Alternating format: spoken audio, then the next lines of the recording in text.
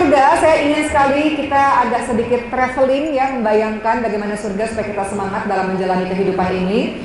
Di antara kenikmatan surga, teman-teman semua, pertama, di dalam surga itu kita akan merasakan nikmatnya sungai, yang di dalam sungai itu ada susu, ada arak, ada madu, ya.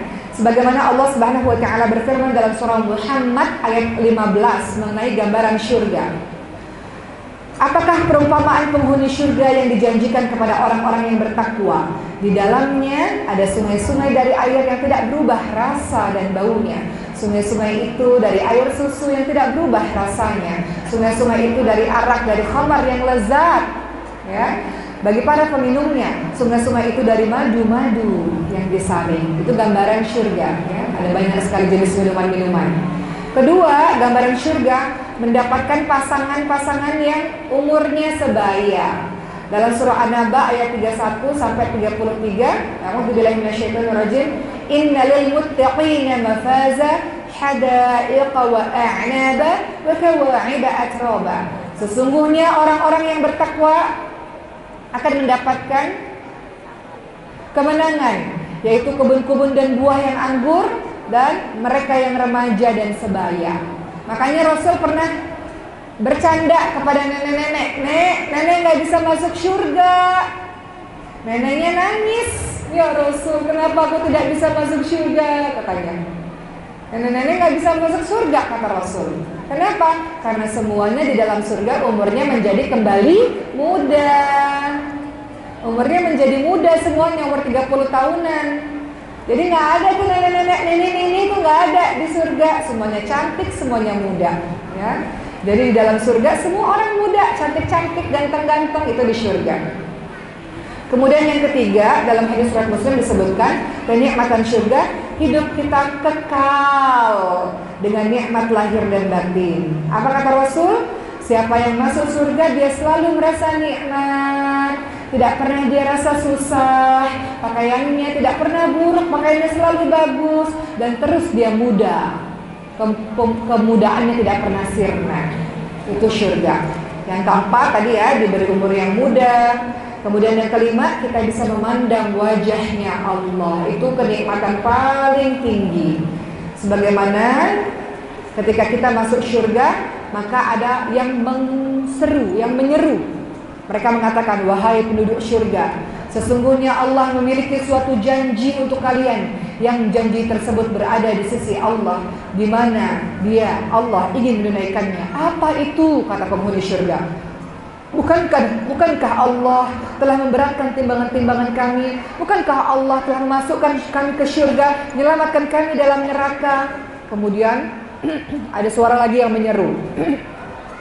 Maka kemudian Allah akan menyingkap hijabnya, Allah akan menyingkap tabirnya, sehingga mereka melihat wajahnya Allah Subhanahu wa ta'ala. Demi Allah, Allah belum pernah memberikan sesuatu pun yang lebih mereka cintai dan menyejukkan pandangan daripada melihat Allah Subhanahu wa ta'ala. Allahu a'lam bagaimana kejadian ini. Namun ini salah satu nikmat terbesar. Di dalam surga tidak hanya kita dikumpulkan oleh orang-orang yang kita cintai, dikumpulkan dengan orang-orang yang saleh, bertemu dengan Nabi Muhammad SAW, tapi juga bisa memandang wajahnya Allah Subhanahu wa ta'ala. Jadi untuk ibu-ibu semua, minta sama Allah, ajarkan anak-anak untuk mintanya surga Firdaus. Surga Firdaus itu surga paling tinggi. Jangan bilang ya Allah yang penting masuk surga deh ya Allah, walaupun di emperannya saja. Jangan ya Bu. Doanya yang paling mantap, mau masuk surga bersama orang-orang yang kucintai di surga Firdaus, ya. Apa kata Rasulullah dalam hadis riwayat Bukhari? Sesungguhnya surga itu ada 100 tingkatan yang Allah telah janjikan bagi orang-orang yang bersungguh-sungguh di jalan Allah. Jika kalian minta kepada Allah, mintalah surga Firdaus. Surga Firdaus adalah surga yang paling tinggi. Di atasnya adalah arsy-Nya Allah. Darinya mengalir sungai-sungai surga. Nah sekarang, seperti yang kita tahu, surga ada 100 tingkatan. Tapi surga ada 8 pintu. Ada pintu sholat, untuk orang-orang yang gemar sekali sholat, selalu sholat sunnah, qabliyah, ba'diyah, tahajud, duha, dia bisa masuk dari pintu sholat.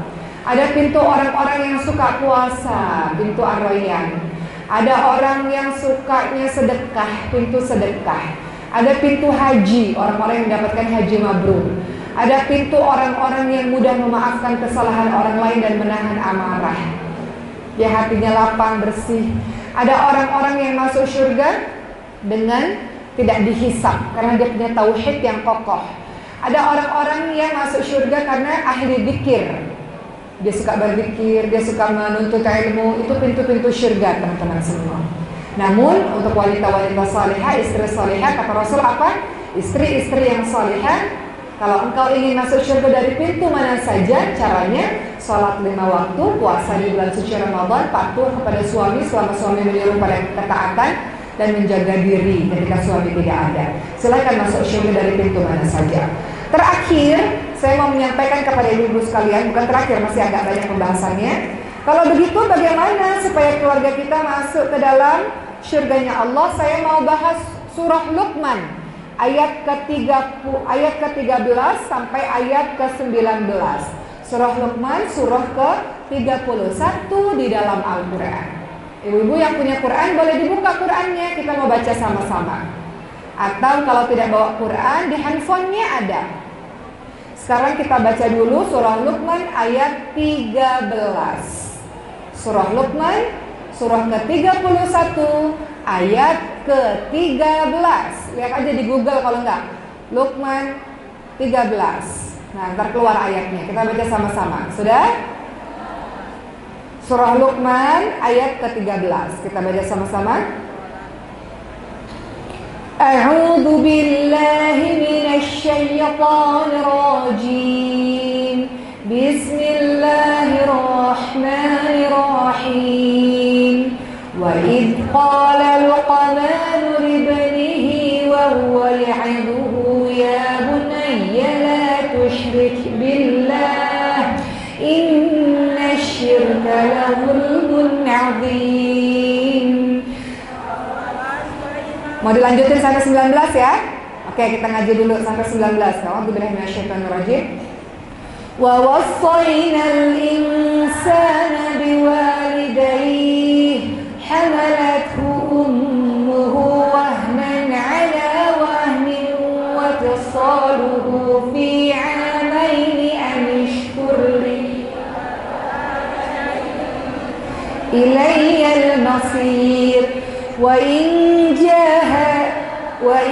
جاهداك على أن تشرك بي ما ليس لك به علم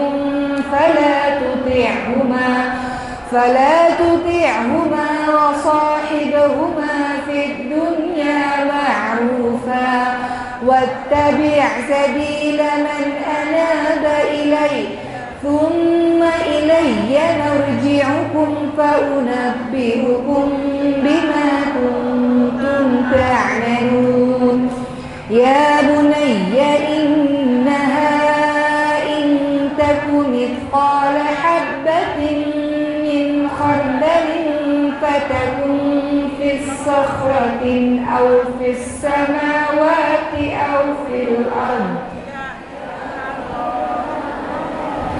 إن الله لطيف خبير يا بني أقم الصلاة وأمر بالمعروف وانه عن المنكر واصبر على ما أصابك إن ذلك من عزم الأمور ولا تسعر خدك للناس ولا تمش في الأرض مرحا إن الله لا يحب كل مختال فخور وقصد في مشيك واغضض من صوتك إن أنكر الأصوات لصوت الحمير. Masya Allah. Udah ngaji kita satu halaman ibu semua, ya. Ternyata cara supaya keluarga kita ini masuk surga yang sudah tadi kita gambarkan sama-sama. Yang pertama adalah tidak hanya anak, namun seluruh anggota keluarga. Janganlah engkau menyekutukan Allah. Menyekutukan Allah sebuah kezaliman yang sangat besar. Tauhid yang kokoh, akidah yang kokoh. Tauhid. Kita tahu bahwa kita minta hanya kepada Allah. Kita memohon pertolongan, kita bersandar, kita berserah hanya kepada Allah. Kita takut hanya kepada Allah. Kita menjadi hambanya Allah. Bukan hambanya uang, hambanya jabatan. Bukan kita tunduk, patuh, takluk kepada seseorang karena dia punya pengaruh yang sangat besar sehingga kita menghambakan diri kepadanya. Tidak. Kita ini hambanya Allah, punya tauhid yang kokoh. Salah satu contohnya, kalau kita minta apa-apa, mintanya sama Allah. Jangan lari kepada dukun-dukun, jangan lari kepada orang-orang yang kita gantungkan hidup kita sepenuhnya kepadanya. Misalnya, tauhid yang kokoh, minta apa-apa sama Allah. Minta ibu-ibu nggak punya garam di rumah sekalipun, minta dulu sama Allah. Kadang-kadang kita ini tidak melibatkan Allah dalam urusan kita. Kita pusing cari jalan ke sana kemari, cari pertolongan ke sana kemari, lupa Allah dulu dilibatkan. Untuk urusan kita mudah bagi Allah. Hari ini Allah buat ada, besok Allah buat nggak ada, besok lagi Allah buat ada, gampang bagi Allah. Jadi apapun itu, sekecil apapun libatkan Allah. Saya selalu katakan ini dalam setiap ceramah saya. Contohnya, ketika anak saya sakit, dia mengatakan, "Uma, ayo kita ke dokter, dokter pasti menyembuhkan." Kata saya, "Iya kita ke dokter, tapi dokter itu adalah perantara atas kesembuhan dirimu. Yang memberikan kesembuhan adalah Allah. Jadi minta dulu sama Allah. Yang memberi kesembuhan adalah Allah." Sama perkataan dokter ketika anak saya di NICU, anak saya yang keempat masuk NICU, ada kelainan langka. Dokter mengatakan, "Ibu, mintalah sama Allah, kami masih berusaha mencari penyakit anak ibu ini apa." Karena rasa-rasanya banyak gejala-gejalanya. Jadi minta sama Allah agar Allah berikan ilmu kepada kami, agar kami bisa tahu penyakit anak ibu ini apa. Dokter saja mengajarkan tauhid kepada saya pada masa itu, ibu sekalian. Jadi keluarga kita bergantung penuh hanya kepada Allah dan mintanya hanya kepada Allah, dan menyadari semua kehebatan, kepintaran, kesehatan, semuanya pemberian dari Allah. Jadi jangan pernah engkau merasa saya ini kaya karena kerja kerasku, saya ini pintar karena aku belajar mati-matian. Bukan karena aku semata, namun karena Allah yang memberikan engkau kepandaian. Betul Bu? Kalau Allah ambil bisa gak? Bisa banget. Untuk apa kita sekolahkan anak tinggi-tinggi, hebat-hebat di luar sana? Ketika pulang-pulang dia mengatakan, "Iya, saya pintar karena diriku sendiri. Saya kaya karena kerja kerasku sendiri, bukan karena kerja kerasmu." Betul. Kau ikhtiar maksimal mencapai ini semua, tapi semuanya atas izin dari Allah Subhanahu wa ta'ala. Jadi jadilah hamba, sebetul-betul hamba yang menghambakan diri kepada Allah Subhanahu wa ta'ala. Ibu-ibu kalau sujud, kita mengatakan Subhana Rabbiyal A'la. Maha suci Allah yang maha tinggi. Kita ini kepala yang paling mulia kita letakkan di tempat yang paling rendah di tanah, dan kita akui Engkau yang maha tinggi, Engkau yang maha besar, Engkau yang luar biasa. Ya Allah, kami ini bukan apa-apa. Jadi orang-orang yang sholat, yang banyak sujud itu menghambakan diri, menundukkan dirinya di hadapan Allah yang maha besar. Jadi mau masuk surga, kokohkan tauhid terlebih dahulu, bahwa Allah menjadi segala-galanya, tempatmu berlindung, tempatmu minta pertolongan, tempatmu bersandar, dan semua yang kau miliki semua atas pemberian dari Allah. Dan Allah punya sifat-sifat nama-nama baik, Asmaul Husna, yang juga kita imani, dan kita ingin agar kita juga memiliki sifat-sifat baik dalam kehidupan kita. Berikutnya yang ayat Al-Furqan, surah Luqman ayat 13. Berikutnya kalau masuk surga, janganlah engkau, dikatakan, dan Allah perintahkan kepada manusia agar berbuat baik kepada kedua orang tuanya, khususnya ibunya yang telah mengandungnya dalam keadaan lemah bertambah-tambah dan telah menyapihnya dalam usia 2 tahun. Bersyukurlah kepada Allah dan berterima kasihlah kepada kedua orang tuamu. Mau masuk surga, anak-anak harus bakti kepada ibu dan ayahnya. Pertanyaannya, anak-anak bisa bakti kepada ayah dan ibunya kalau ayah dan ibunya juga memperlakukannya dengan baik. Kalau selama hidup anak ini senantiasa dicaci maki, dibentak-bentak, dipukul, anak ini melihat pertengkaran tiap hari di rumah, wallahu a'lam, apakah anak itu akan berbakti kepadamu ketika usia senjamu atau justru menyimpan kebencian yang luar biasa kepada dirimu. Kadang-kadang kita menuntut anak-anak kita bakti pada kita. Kita lupa introspeksi diri. Sudah betulkah pengasuhan kita pada anak-anak kita? Sudah betulkah kita dalam mendidiknya? Sudah sabarkah kita dalam membersamainya? Betul, setiap anak harus bakti sama orang tua, tapi orang tua engkau punya tugas untuk memperlakukan anakmu amanah yang Allah berikan kepada dirimu dengan sebaik-baiknya. Banyak orang tua di luar sana yang Ibu sekalian merindukan anak-anak dalam rumah tangganya. Kita diberikan dengan sangat mudah anak-anak dari rahim kita, dalam keluarga kita.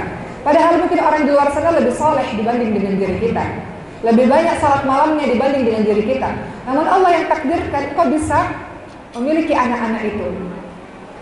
Betapa banyak anak-anak di luar sana yang juga mungkin tidak sesehat anak-anak bapak dan ibu semuanya yang ada di sini.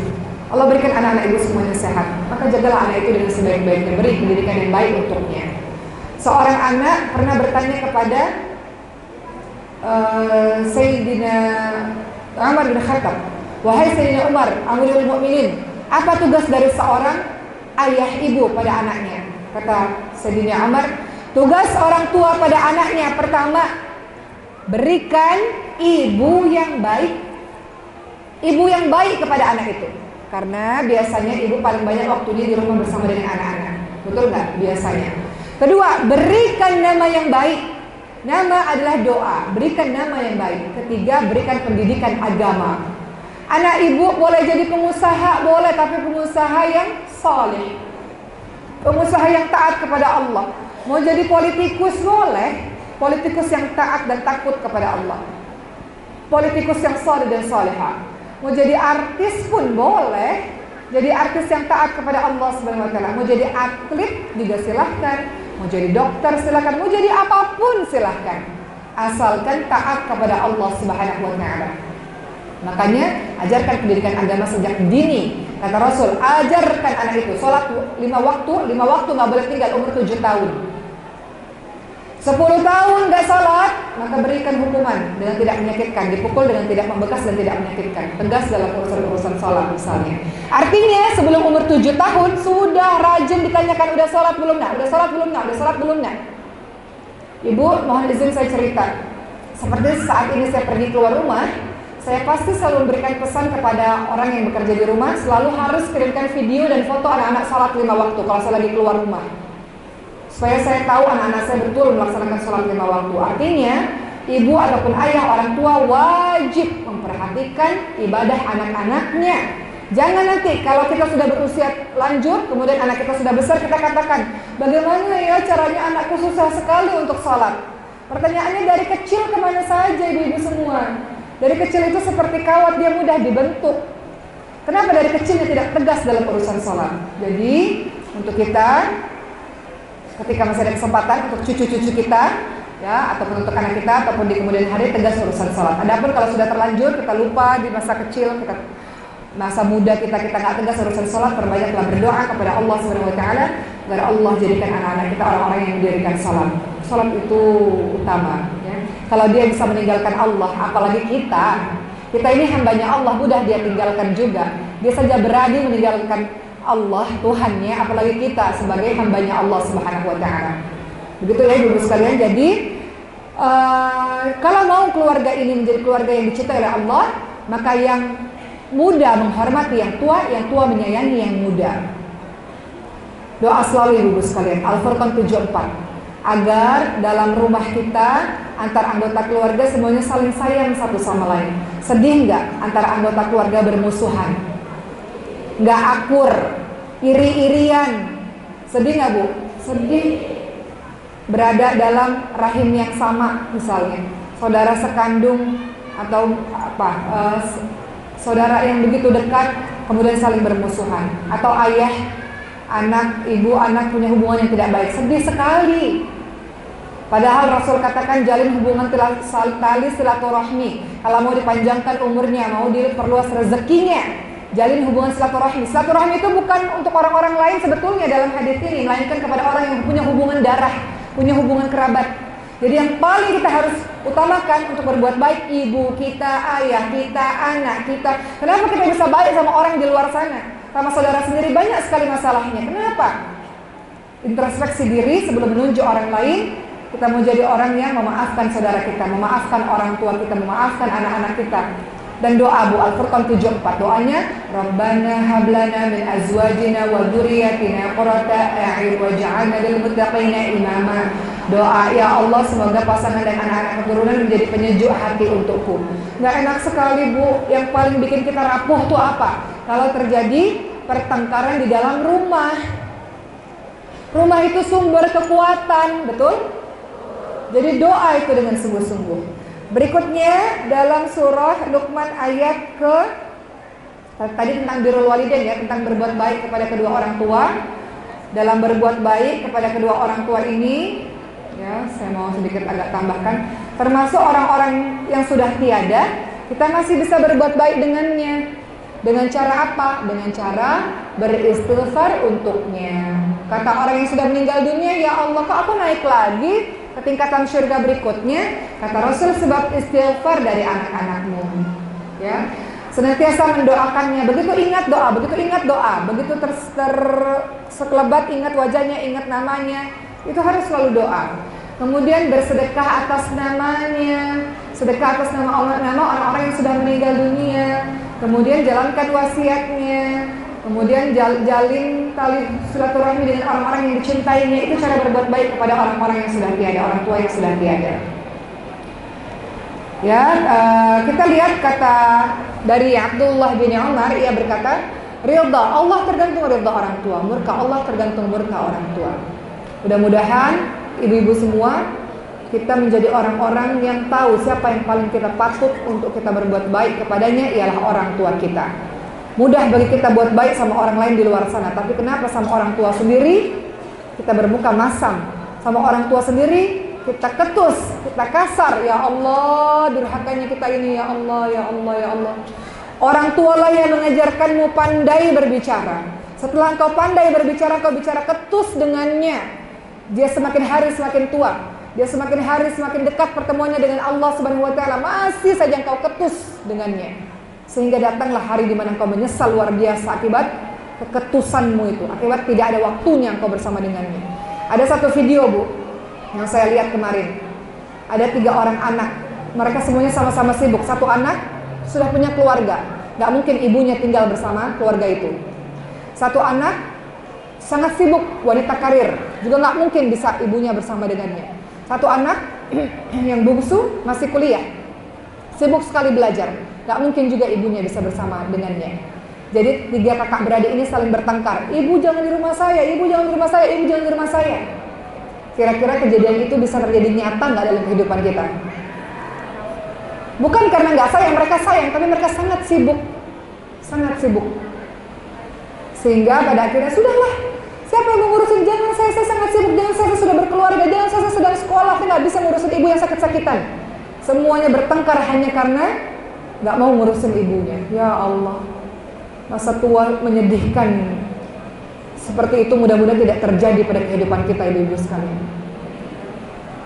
Kita mau anak-anak kita anak-anak yang berbakti. Oleh karena itu sekarang kita berikan kasih sayang full kepadanya. Rasul katakan, kalau engkau punya anak-anak, ciumi anak-anakmu, dicium, dipeluk anak-anakmu.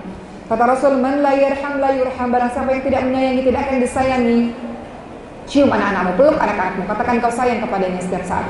Rasul Bu, kalau anaknya datang, Siti Fatimah datang, Rasul itu, Siti Fatimah baru datang dari pintu misalnya, Rasul itu selalu bangkit dan menyambut anaknya, saking mencintai anaknya. Bangkit, kalau kita bangkit kan kayak Masya Allah anakku begitu, senang, bangkit, merasa bahagia gitu ya. Setiap kali anaknya datang, bangkit dari tempat duduknya untuk menyambut anaknya. Masya Allah. Begitu ya ibu-ibu sekalian dan teman-teman semua, berapapun umur kita, kita tetap adalah anak bagi orang tua kita. Jasa orang tua begitu besar. Ada seorang yang berkata, wahai Ibnu Umar, aku membawa ibuku, aku gendong keliling Ka'bah. Sudahkah aku membalas semua jasa ibuku? Kata Ibnu Umar, engkau belum sama sekali membalas budinya, walaupun setarik nafas yang ia keluarkan ketika melahirkan.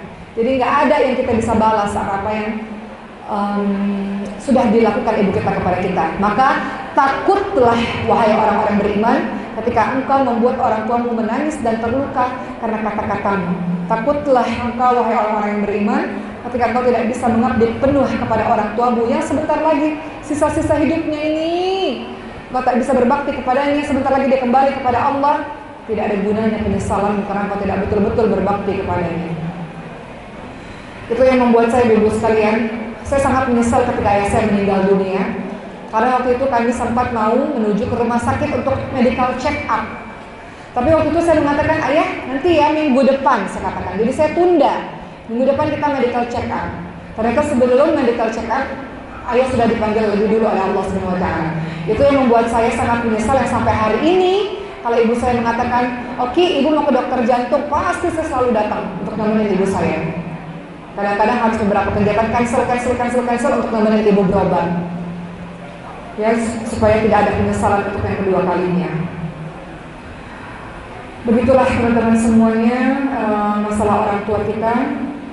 Semoga kita menjadi anak-anak yang berbakti kepadanya, anak-anak yang tahu diri, sudah dilahirkan, sudah disusui, sudah dibesarkan, diajarkan banyak hal, tahu diri. Sekarang saatnya engkau kembali untuk merawat orang tuamu yang sudah tua, yang sudah sakit gitu. Orang tua merawat kita, mengharapkan kehidupan kita, kesehatan kita. Kita merawat orang tua, kadang-kadang menunggu kematiannya. Jadi mudah-mudahan kita gak termasuk orang-orang yang seperti itu, insyaAllah. Berikutnya ibu-ibu sekalian, dalam surah Luqman, saya loncat ya, surah Luqman yang ke-16. Mau engkau dan seluruh keluarga masuk syurganya Allah, dikatakan, jika ada perbuatan seberat biji sawi dan berada dalam batu atau langit atau bumi, niscaya Allah akan memberikan balasan. Artinya, ketahuilah bahwa setiap engkau itu senantiasa diawasi oleh Allah, senantiasa dilihat oleh Allah. Jadikanlah kita dan anggota keluarga senantiasa merasa diawasi oleh Allah, dan yakin semua perbuatanmu akan dibalas oleh Allah SWT. Jadi kalau kita senantiasa diawasi oleh Allah, pasti takut buat dosa, takut buat salah. Ada orang, gak ada orang, gak berpengaruh. Yang kita tahu Allah yang melihat kita, Allah yang mengawasi kita. Senantiasa merasa diawasi oleh Allah. Berikutnya Luqman ayat 17, laksanakanlah sholat dan suruhlah orang-orang berbuat baik dan mencegah kemungkaran, dan sabar terhadap apa yang menimpamu. Terakhir, mau masuk surga, berikutnya adalah ajarkan diri kita dan keluarga kita jadi orang-orang yang tawadhu' dan rendah hati.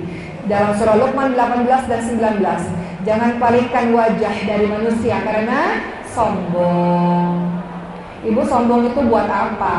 Nanti ibu kalau meninggal dunia, mayatnya ibu, jenazah ibu nggak bisa masuk sendiri ke dalam kubur, betul? Ibu butuh pertolongan orang, perlu pertolongan para tetangga. Ngapain hidup sendiri, seorang diri, nggak peduli pada siapa-siapa? Memangnya nanti di akhir hidupmu kau tidak perlu bantuan siapa-siapa? Jangan sombong, sombong itu membuat engkau dibenci oleh banyak orang. Senantiasa tawadhu', rendah hati, sehingga malaikat di langit mencintaimu dan penduduk bumi pun mencintaimu. Tawadhu', rendah hati. Engkau punya ilmu, padi semakin berisi semakin merunduk, tawadhu'. Engkau punya harta, tawadhu', rendah hati. Engkau punya jabatan, tawadhu', rendah hati. Masya Allah, Masya Allah ya. Dan sederhanakanlah dalam berjalan dan lunakkan suaramu. Sederhana, bersikap hidup sederhana. Engkau menjadi orang yang rendah hati. Itu ada dua ya bu, rendah hati kepada Allah dan rendah hati kepada sesama manusia.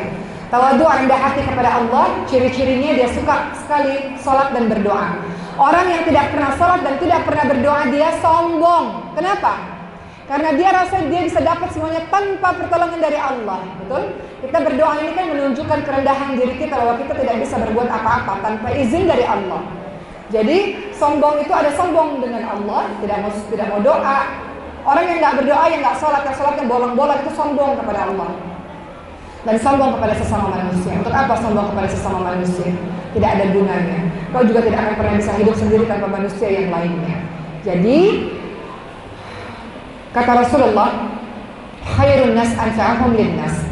Sebaik-baik orang yang bermanfaat untuk orang lain. Kita doakan juga masjid ini didirikan oleh keluarga untuk umat. Masya Allah, ini bentuk bagaimana seseorang itu bermanfaat bagi orang lainnya. Ibu, semua ibu yang ada di sini, pahalanya nyampe kepada sang ahli keluarga. Masya Allah. Kalau kita punya harta, bangun masjid ya bu. Kalau punya harta, bangun pesantren. Gak mesti satu orang harus bangun semuanya. Bisa kita patungan, kita pun juga mendapatkan pahalanya. Khairun nas anfa'ahum linnas. Baik-baik orang yang bermanfaat untuk orang lain. Jadilah orang-orang yang di sisa-sisa usia kita jadi orang yang menebar manfaat untuk banyak orang. Punya ilmu, berikan ilmu di jalan Allah. Punya harta, berikan harta di jalan Allah. Punya tenaga, berikan tenaga di jalan Allah SWT. Bisa Ibu? Oke.